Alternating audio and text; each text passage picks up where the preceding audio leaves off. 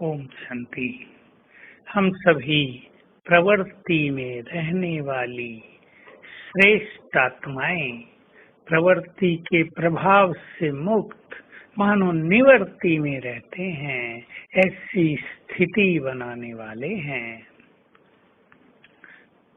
सन्यासी तो घर छोड़कर निवृत्त हो जाते हैं, लेकिन हमें प्रवृत्ति में रहते हुए ये संन्यास करना है, अर्थात निवृत्त रहना है।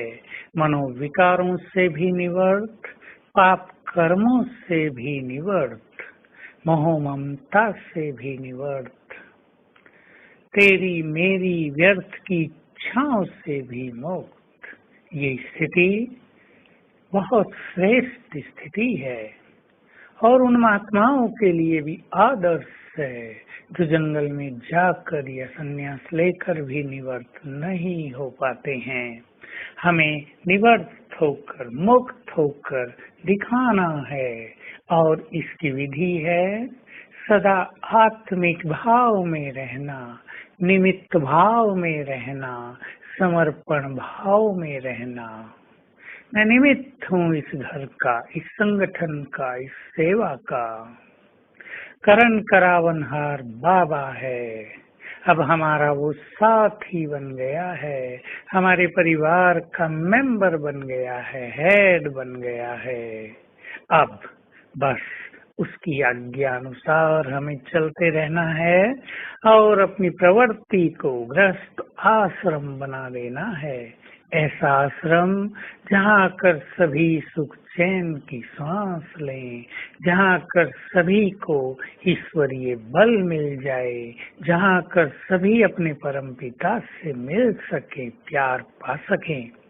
तो हम आत्मिक भाव में रहें, अपने परिवार के सभी सदस्यों को 3, 4, 5 बार इस दृष्टि से देखें, ये सब आत्माएं हैं।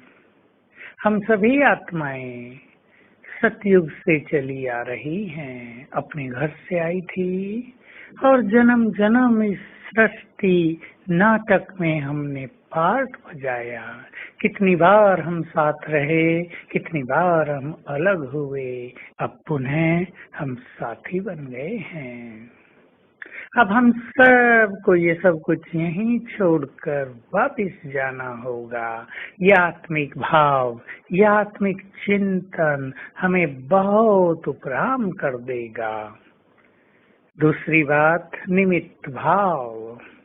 हम निमित्त हैं परिवार को चलाने के, जिम्मेदारियों में भी हम निमित्त हैं। ये नहीं मैं मालिक हूँ, मैं कमाने वाला हूँ, मैं घर संभालने वाली हूँ, मैं ही घर की मालकिन हूँ, निमित्त हूँ। इससे बहुत हल्कापन रहेगा, जीवन सुखी हो जाएगा और कोई भी जिम्मेदारी बोझ प्रतीत नहीं होगी। ऐसे ही समर्पण भाव, सब कुछ तेरा, अपने परिवार, बच्चों को, सबको देखकर, धन संपदा को देखकर रोज संकल्प कर लें एक बार गहरे मन से, सच्चे दिल से, बाबा ये सब कुछ आपका है। कर्म भी समर्पित भाव से करें, कर्म के परिणाम को भी बाबा पर अर्पित कर दिया करें। मेरा हर कर्म तुम्हारे लिए है, ऐसे गुड फीलिंग के साथ हम समर्पण भाव को बढ़ाते चलें। इससे मैंपन, मेरापन छूटता जाएगा और हमारी स्थिति महान बनती जाएगी। तो आइए हम सभी गृहस्थ में रहते हुए अपनी स्थिति को निरंतर योग युक्त बनाएं, महान बनाएं। कभी हम श्रेष्ठ स्वमान में रहें, तो कभी हम बाबा से प्यार भरी बातें करते रहें, कभी हम सुदर्शन चक्रधारी होकर रहें, तो कभी बाबा की किरणें प्राप्त करते रहें।